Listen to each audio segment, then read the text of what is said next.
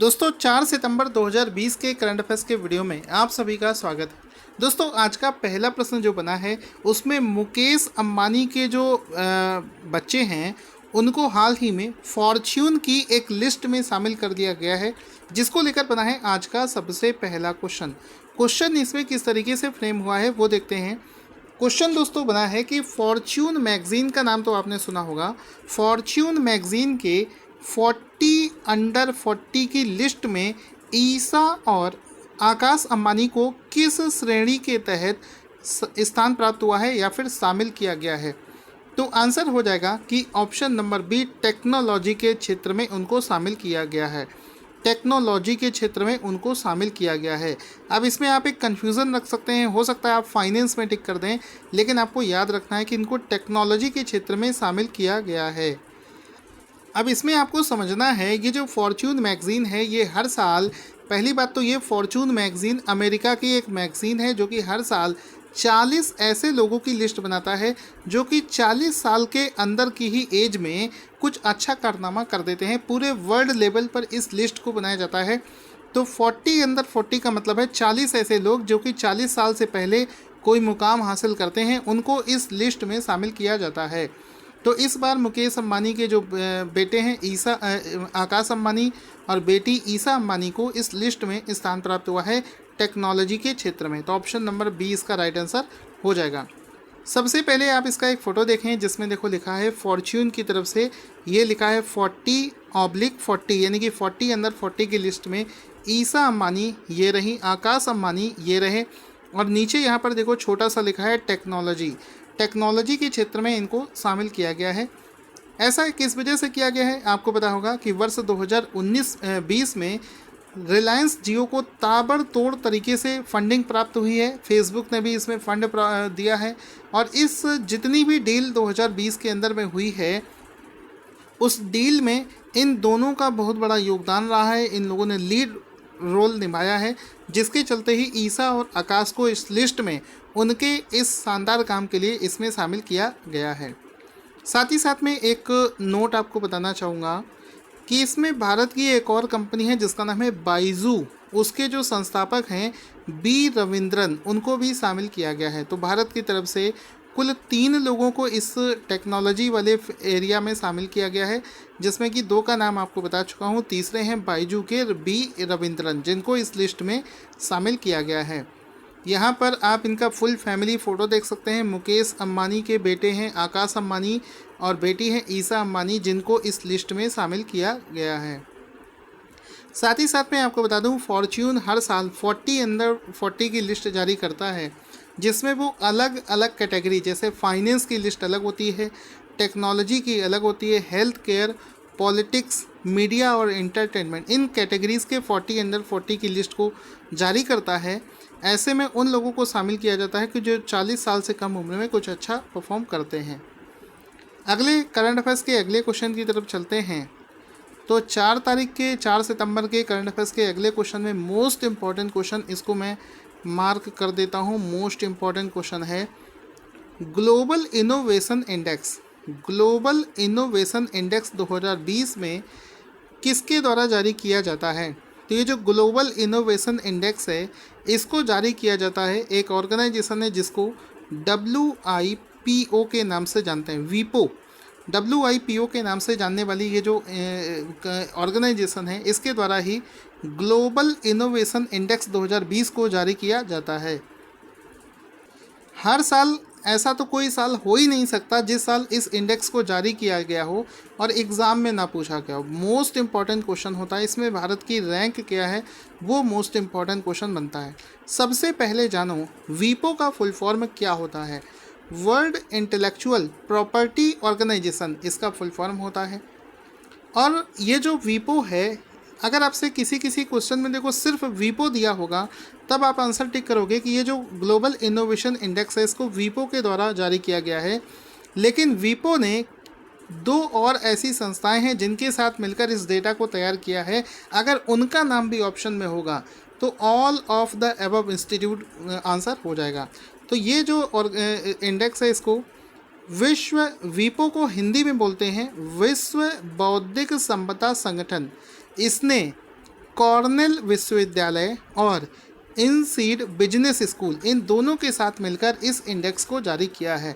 तो याद रखिएगा, अगर किसी ऑप्शन में इन दोनों का भी नाम है तो उस हिसाब से आंसर टिक करना। रटने से काम नहीं चलेगा, समझकर चीज़ों को समझकर करिए। देखो इसमें कौन कौन से हैं, विश्व बौद्धिक संपदा संगठन वीपो, कॉर्नेल विश्वविद्यालय, इनसीड बिजनेस स्कूल, इन तीनों ने मिलकर इस इंडेक्स को जारी किया है।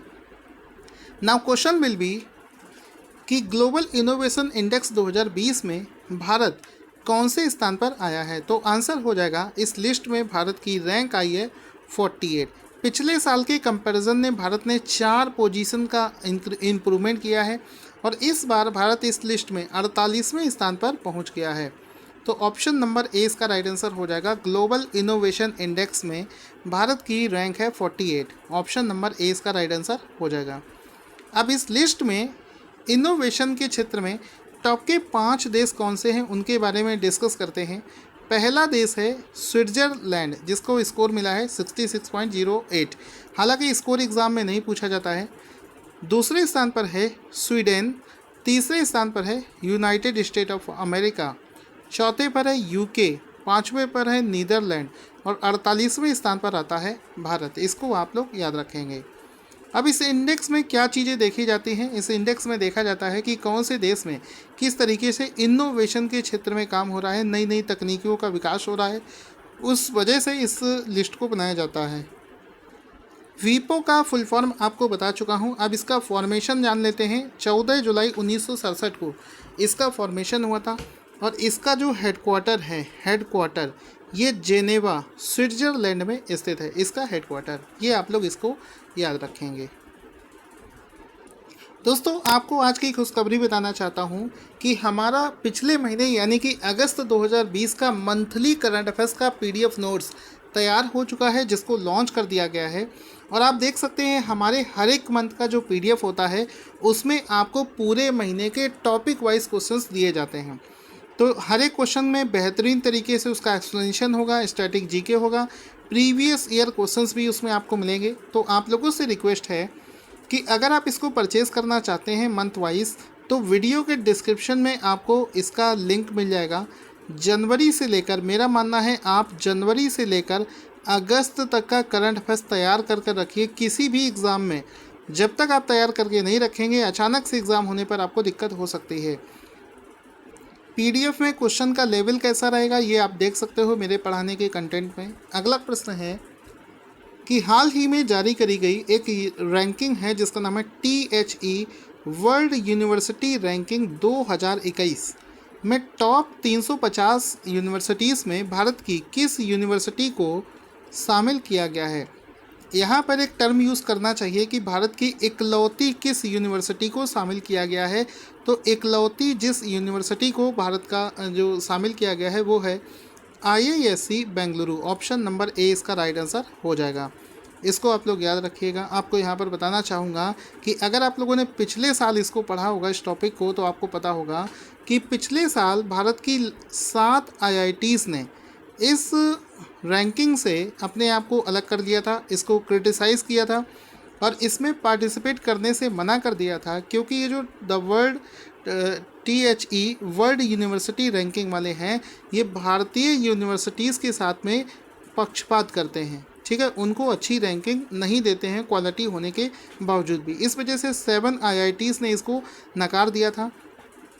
इस बार की रैंकिंग में इसमें टॉप 350 में एकमात्र यूनिवर्सिटी है IISc बेंगलुरु को इसमें शामिल किया गया है। किसी भी IIT को टॉप 350 में स्थान नहीं दिया गया है। ठीक है, इसके अलावा एक और पॉइंट यहाँ पर बनेगा कि सबसे पहले तो ये देखना पड़ता है कि ऐसे कितने इंस्टीट्यूट हैं भारत के अंदर में जो कि इस रैंकिंग में शामिल होने के लिए क्वालिफाइड हैं। तो इस प्रकार से भारत के कुल 63 विश्वविद्यालयों में इस रैंकिंग में शामिल होने के योग्य यानी कि क्वालिफाइड थे। तो ये भी अपने आप में एक रिकॉर्ड है। पिछले साल और हर साल के कंपैरिजन में सबसे ज़्यादा ये नंबर है। इस बार भारत के 63 विश्वविद्यालय इस रैंकिंग में शामिल होने के लिए एलिजिबल पाए गए हैं, जिसमें टॉप के 300 में एक भी भारतीय विश्वविद्यालय को शामिल नहीं किया गया है। 350 में एक का नाम रखा गया है।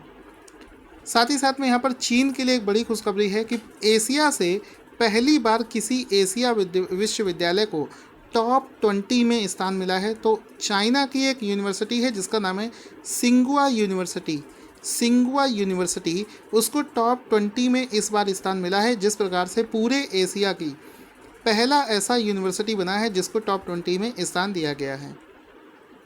साथ ही साथ में इस लिस्ट में सबसे ज़्यादा नाम है संयुक्त राज्य अमेरिका यूएसए की यूनिवर्सिटीज़ का, जिसके टॉप 200 में 59 यूनिवर्सिटीज़ को इसमें स्थान मिला है। इस लिस्ट में पहले स्थान पर है यूनिवर्सिटी ऑफ ऑक्सफोर्ड, दूसरे स्थान पर है स्टैनफोर्ड यूनिवर्सिटी और तीसरे स्थान पर आता है हार्वर्ड यूनिवर्सिटी। तो ये इस तरीके से आपको याद रखना है। अब इस लिस्ट में भी आप देख सकते हैं, यहाँ पर मैंने आपको टॉप 30 वर्ल्ड की यूनिवर्सिटीज़ बनाई है। पहले स्थान पर आपको बता चुका हूँ university of Oxford, Stanford, Harvard, 3 आपको याद रखनी है। नॉलेज के लिए जब आप इस PDF को डाउनलोड करोगे तो इस पूरी लिस्ट को आप देख सकते हो। आपको बता दूँ, अगर आप इस PDF को फ्री में लेना चाहते हैं तो हमारे टेलीग्राम चैनल को ज्वाइन करें। टेलीग्राम चैनल का नाम है टारगेट स्टडी IQ नाम से जब आप सर्च करेंगे तो आपको मेरा चैनल मिलेगा, वहाँ से आप इसको जान कर सकते हैं। अब इस लिस्ट के बाद में हम लोग भारत की लिस्ट देखते हैं। तो अगर हम लोग इंडिया की लिस्ट इसमें देखते हैं तो 300 से 350 के बीच में IISc को शामिल किया गया है। तो हम ये कह सकते हैं टाइम्स हायर एजुकेशन में IISc भारत की तरफ से सबसे अच्छा परफॉर्म किया है IISc ने। उसके बाद में IIT रोपर दूसरे स्थान पर है, जिसकी रैंक 350 से 400 के बीच में है। उसके बाद में IIT इंदौर है जो कि 400 से 500 के बीच में है। उसके बाद में बहुत सारे इंस्टीट्यूट हैं जो कि उसके बाद में रखे गए हैं। तो ये आप इसको देख सकते हैं। दोस्तों, इस वीडियो को जितना ज़्यादा प्यार से मैंने बनाया है उतने ही ज़्यादा प्यार से इस वीडियो को आप लोग भी लाइक और शेयर करना। दूसरे के भरोसे मत रहना। हर कोई यही सोचेगा कि कोई दूसरा लाइक करेगा तो कौन इसको लाइक करेगा। आप लोग सभी लोग प्यार से इसको बनाइए और ऐसा मत होइए कि वीडियो में इतना खो जाएं कि लाइक और शेयर करना भूल जाएं। आपके लिए हमारी टीम दिन रात मेहनत करके इतना अच्छा वीडियो बनाती है, तो हमें भी लगता है कि आपको वीडियो कैसा लगता है, तो उसके लिए वीडियो को लाइक और शेयर करें। क्वेश्चन है, गंदगी भारत छोड़ो अभियान की शुरुआत भारत के किस राज्य में की गई है? आंसर हो जाएगा भारत के राज्य मध्य प्रदेश में एक अभियान की शुरुआत करी गई थी, गंदगी भारत छोड़ो। ऑप्शन नंबर ए इसका राइट आंसर हो जाएगा। इसमें आप देख सकते हो गंदगी भारत छोड़ो। यहाँ पर मध्य प्रदेश के मुख्यमंत्री का फोटो भी है, जिनके द्वारा 15 दिनों का ये कार्यक्रम गंदगी भारत छोड़ो चलाया गया था। इस प्रोग्राम में 5 कैटेगरीज में इसको विषय पर विभाजित कर दिया गया है। पहला है स्वच्छता शपथ, शहरी अपशिष्ट उत्सर्जन में कमी, कोविड-19 स्थितियों पर स्वच्छता, घरों से कचरों का पृथक्करण मतलब होता है गीला कचरा अलग, सूखा कचरा अलग, सार्वजनिक स्थानों के लिए एक विशेष स्वच्छता अभियान। तो ये 5 विषयों के साथ में इस प्रोग्राम को एग्जीक्यूट किया गया है।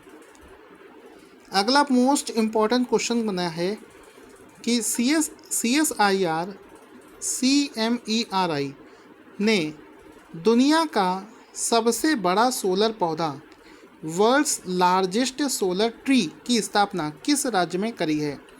तो पहले तो आपको समझाऊंगा। आपने सोलर पैनल का नाम तो सुना होगा, ये सोलर पौधा क्या होता है, सोलर ट्री क्या होता है, इसको भी बताऊंगा। पहले इसका आंसर देखते हैं। इसका आंसर हो जाएगा ऑप्शन नंबर डी, पश्चिम बंगाल। हाल ही में पश्चिम बंगाल में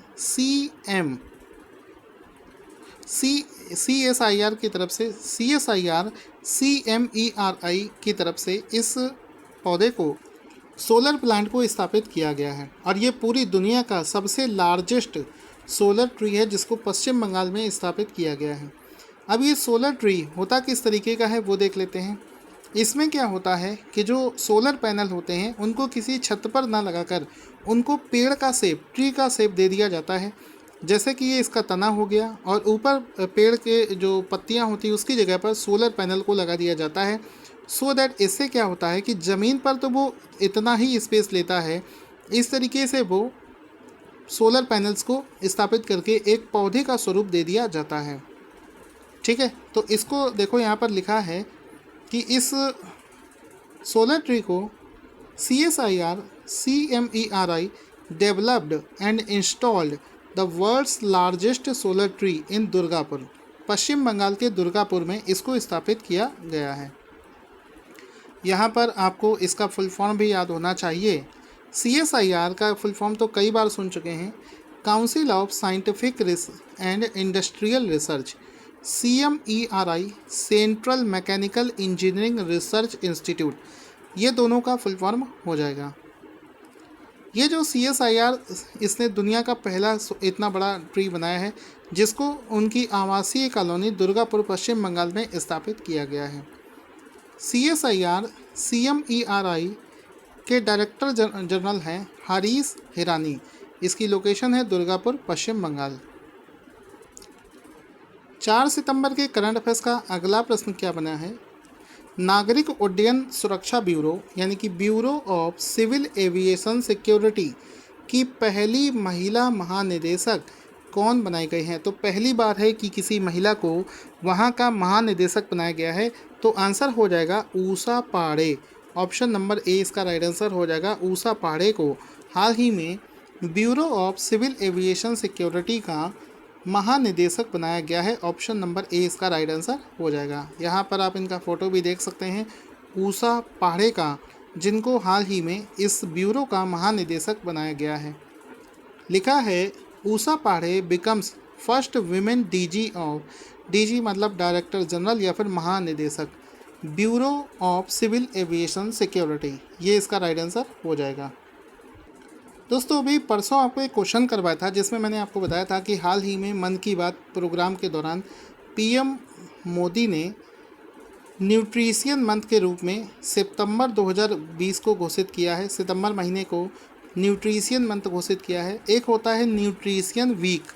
तो मानव शरीर में पोषण के महत्व और भूमिका को शिक्षित करने के लिए 1982 से राष्ट्रीय पोषण सप्ताह कब मनाया जाता है? तो आंसर हो जाएगा 1 सितंबर से 7 सितंबर तक इसको मनाया जाता है। ऑप्शन नंबर ए इसका राइट आंसर हो जाएगा। तो 1 सितंबर से 7 सितंबर तक राष्ट्रीय पोषण सप्ताह मनाया जाता है। अगर आपसे कोई पूछे न्यूट्रिशियन मंथ कौन सा होता है तो सितंबर को न्यूट्रिशियन मंथ के रूप में जाना जाता है। यहाँ पर आप इसका फ़ोटो भी देख सकते हैं। 1 सितंबर से 7 सितंबर 2020 के बीच में नेशनल न्यूट्रिशियन वीक 2020 जिसको वहाँ पर मनाया जाता है। अगले क्वेश्चन में है केंद्रीय मंत्रिमंडल ने मिशन कर्मयोगी को मंजूरी प्रदान कर दी है। यह किस श्रेणी के व्यक्तियों के लिए एक क्षमता निर्माण कार्यक्रम है? तो आंसर हो जाएगा सिविल सर्विसेज के जो कर्मचारी होती हैं, सिविल सर्विसेज के जो अधिकारी होते हैं, उनके लिए मिशन कर्मयोगी नाम से एक उनके अंदर की क्षमता को डेवलप करने के लिए प्रोग्राम को हाल ही में कैबिनेट के द्वारा मंजूरी प्रदान कर दी गई है। बहुत ज़्यादा इसका न्यूज़ भी सुन रहे होंगे। इसका देखो, कैबिनेट अप्रूव्स मिशन कर्मयोगी, जो कि गवर्नमेंट ऑफिशियल्स यानी कि सिविल सर्वेंट्स के लिए एक प्रोग्राम है जिसमें कि अधिकारियों को बेहतर डिसीजन लेने के लिए, उनको काम करने की क्षमता बढ़ाने के लिए एक प्रोग्राम चलाया जाएगा जिसके तहत उनकी क्षमता को बढ़ाया जाएगा। तो इस प्रोग्राम को national programme for civil services capacity building के तहत इस प्रोग्राम को चलाया जाएगा, जिसमें कि सरकारी अधिकारियों को खास प्रकार की ट्रेनिंग दी जाएगी सो दैट उनके अंदर काम करने की क्षमता बढ़े, रचनात्मकता बढ़े, कल्पनाशीलता बढ़े, सक्रिय बने, पेशेवर बने, प्रगतिशील बने, ऊर्जावान रहे, सक्षम हो, ट्रांसपेरेंट हो और टेक्नोलॉजी से सक्षम हो। तो ये सभी चीज़ों को डेवलप करने के लिए ही उनके अंदर में इस प्रकार का एक प्रोग्राम चलाया जाएगा। दोस्तों, बिजली चोरी की समस्या उत्तर प्रदेश में बहुत ज़्यादा होती है। तो हाल ही में किस राज्य ने बिजली चोरी की समस्या का समाधान करने के लिए हर ज़िले में एक विशेष बिजली विरोधी चोरी पुलिस स्टेशन स्थापित करने की घोषणा करी है? यानी कि जो बिजली की चोरी करेगा उसकी देखरेख के लिए एक पुलिस स्टेशन बनाने की घोषणा करी है। तो यहाँ पर उत्तर प्रदेश इसका राइट आंसर हो जाएगा। दोस्तों, यहाँ पर ऑप्शन में उत्तर प्रदेश नहीं है, इसको इंक्लूड करेंगे, PDF को अपडेट कर दूंगा, तो UP इसका राइट आंसर हो जाएगा। तो आप देख सकते हैं हाल ही में UP government decides to set up exclusive anti electricity theft police station in every district. तो हाल ही में यूपी के मुख्यमंत्री ने इस चीज़ को अनाउंस किया है। अब फटाफट से सभी क्वेश्चन का रिवीजन कर लेते हैं। फॉर्चून की लिस्ट वाले का आंसर हो गया था टेक्नोलॉजी। इसके बाद में अगला क्वेश्चन हम लोगों ने किया था ये, इस रैंकिंग को ग्लोबल इनोवेशन इसको जारी करता है वीपो।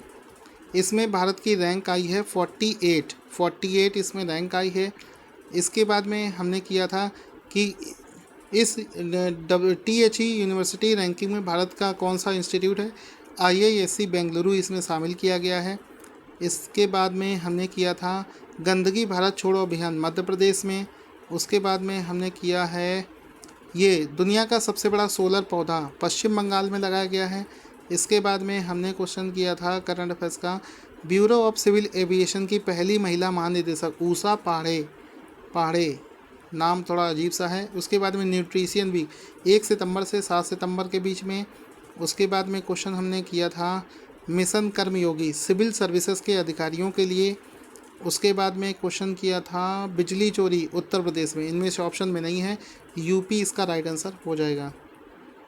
दोस्तों आज का क्वेश्चन जिसका आंसर आपको देना है कि कर्नाटक के मुख्यमंत्री ने बेंगलुरु के नेलमंगला से किस स्टेशन के बीच में roll on roll of train को रवाना किया है। अपने आंसर को कमेंट बॉक्स में लिखना ना भूलें और इस वीडियो को जितना ज़्यादा हो सके शेयर और लाइक करें।